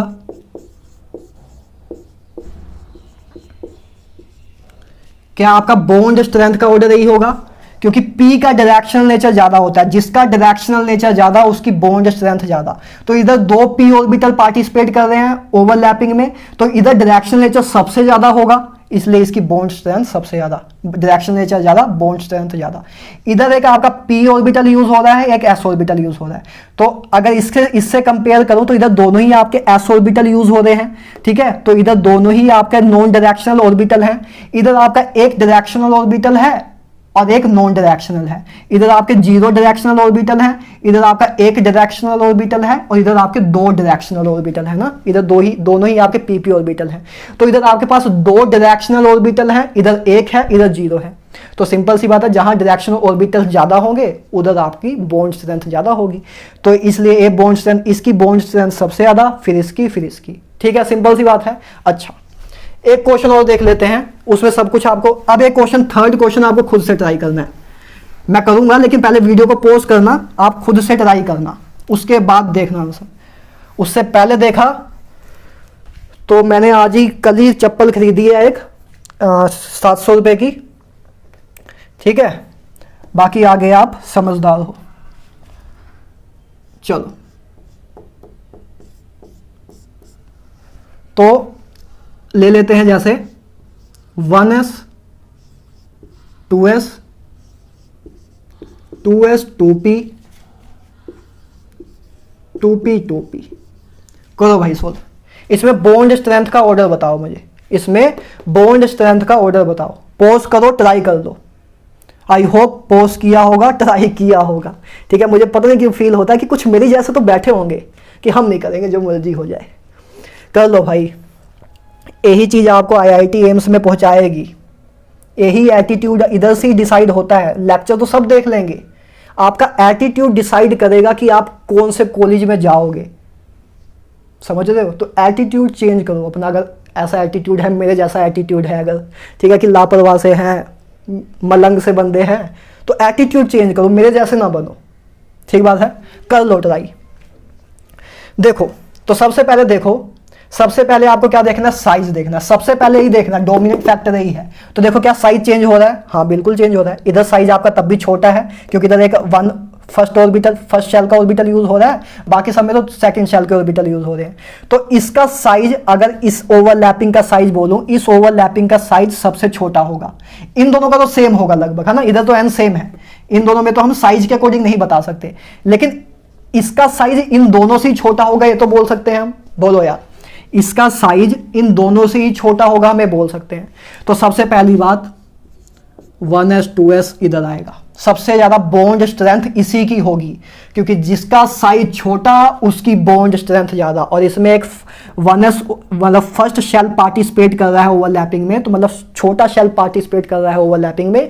इन दोनों में तो सेकंड शेल ही पार्टिसिपेट कर रहा है, मतलब बड़े ऑर्बिटल पार्टिसिपेट कर रहे हैं ओवरलैपिंग में। तो इसमें इसमें छोटा ऑर्बिटल पार्टिसिपेट कर रहा है ओवरलैपिंग में, मतलब साइज कम, और साइज कम तो बॉन्ड स्ट्रेंथ ज़्यादा। तो सबसे पहले हम साइज को ही देखेंगे जब भी क्वेश्चन आएगा, क्योंकि size is a dominant factor. जिसका साइज छोटा उसकी बॉन्ड स्ट्रेंथ सबसे ज़्यादा होगी, उसकी बॉन्ड स्ट्रेंथ सबसे ज़्यादा होगी। तो इसका साइज सबसे छोटा था, इसकी बॉन्ड स्ट्रेंथ सबसे ज़्यादा। अब आगे इन दोनों में किसकी बॉन्ड स्ट्रेंथ ज़्यादा होगी? देखो इनका एन तो सेम है, तो मतलब ए फैक्टर तो नहीं लगेगा। एन सेम है तो ए फैक्टर तो नहीं लगेगा, क्योंकि इसका भी साइज सेम, इसका भी साइज सेम। इधर डायरेक्शनल नेचर वाला ऑर्डर लग जाएगा। तो डायरेक्शनल नेचर में सबसे आगे कौन आएगा? ए आएगा ना। इसमें दोनों पी ऑर्बिटल यूज हो रहे हैं, इसमें एक एस ऑर्बिटल भी यूज हो जा रहा है, क्योंकि इसमें आपके दोनों डायरेक्शनल ऑर्बिटल यूज हो रहे हैं, इसमें एक ही डायरेक्शनल ऑर्बिटल यूज हो रहा है। तो फिर आपका 2p और लास्ट में 2s2p। बोलो भाई ये ऑर्डर आया सबका? आया कि नहीं आया? चमका? तो ए आपका ऑर्डर होगा, ठीक है, कि बॉन्ड स्ट्रेंथ का ऑर्डर ए होगा। क्लियर बात है? ए आपका बॉन्ड स्ट्रेंथ का ऑर्डर होगा। देखो हमने पहला ए आया, ये जो पहला चीज आई है साइज के कारण आई, साइज फैक्टर के कारण, और ये जो आगे के दो चीजें आई ये डायरेक्शनल नेचर के कारण आई, ठीक है, डायरेक्शनल नेचर के कारण। पहला साइज के कारण आया कि साइज इसका सबसे छोटा था, इसलिए सबसे बॉन्ड स्ट्रेंथ इसकी ज़्यादा ही होगी। उसके इन दोनों में हमने कैसे डिफरेंशिएट किया? डायरेक्शनल नेचर से, कि इसका डायरेक्शनल नेचर ज़्यादा होगा तो इसकी बॉन्ड स्ट्रेंथ ज़्यादा होगी, ठीक है। तो ये बॉन्ड स्ट्रेंथ का ऑर्डर हो जाएगा। यही बॉन्ड एनर्जी का भी ऑर्डर होगा। बोलो भाई, बॉन्ड स्ट्रेंथ डायरेक्टली प्रोपोर्शनल है बॉन्ड एनर्जी की, तो बॉन्ड स्ट्रेंथ का जो ऑर्डर होगा वही बॉन्ड एनर्जी का ऑर्डर होगा। जितना स्ट्रॉन्ग बॉन्ड उतनी ही ज्यादा एनर्जी लगेगी उस बॉन्ड को तोड़ने में। तो यही बॉन्ड स्ट्रेंथ का ऑर्डर भी होगा, यही आपका बॉन्ड एनर्जी का ऑर्डर भी होगा। अगर बॉन्ड लेंथ का ऑर्डर पूछूं तो बॉन्ड लेंथ का ऑर्डर इससे जस्ट ऑपोजिट हो जाएगा, क्योंकि बॉन्ड स्ट्रेंथ इनवर्सली प्रोपोर्शनल होता है बॉन्ड लेंथ के। अभी बता के हटाऊं आपको। तो बॉन्ड लेंथ का अगर ऑर्डर पूछते इन तीनों में तो क्या होता? जस्ट ऑपोजिट हो जाता। 2p 1s 2s 2p और कौन सा था? 2s 2p। तो अगर मैं बॉन्ड लेंथ का ऑर्डर पूछता तो आपका क्या होता? जस्ट ऑपोजिट हो जाता, कि सबसे ज्यादा बॉन्ड लेंथ इसकी होती 2s 2p की, है ना, क्योंकि bond strength inversely proportional to bond length, ठीक है, बॉन्ड लेंथ की इनवर्सली प्रोपोर्शनल होता है। तो आपका ये बॉन्ड लेंथ का ऑर्डर हो जाता, ठीक है। तो ये तो आप बता ही सकते थे, तभी मैंने कहा एक बार दिमाग में आपके भेजे में आपके डाल दूं, ठीक बात है। तो ऐसे यार आप बॉन्ड स्ट्रेंथ निकाल सकते हो सिग्मा बॉन्ड की, है ना। आपसे पूछे कि किसकी बॉन्ड स्ट्रेंथ ज़्यादा है, तो बस ये दो चीज़ें आपके माइंड में हो, काम खत्म, ठीक है। इजी सा पार्ट है, फ्री के मार्क्स हैं, कर लोगे? चलो, तो ये हो गई यार हेड ऑन हेड ओवरलैपिंग की बात, जिसमें SS orbital SP orbital participate करके भी बना सकते हैं सिग्मा बॉन्ड, पीपी भी, डीजेड स्क्वायर भी, ठीक है। अब आगे बात करते हैं किसकी? बोलो भाई, साइड वाइज ओवरलैपिंग या पैरेलल ओवरलैपिंग या आपकी कौन सी ओवरलैपिंग? लेटरल ओवरलैपिंग, ठीक है। तीन नाम है उसके, तो मैं फिलहाल अभी साइड वाइज ही बोलूंगा क्योंकि मैक्सिमम जगह पे वही लिखा जाता है, बाकी उसके दो नाम और भी हैं। अच्छा, अब दूसरी टाइप की ओवरलैपिंग देखते हैं जिसको बोलते हैं साइड वाइज ओवरलैपिंग।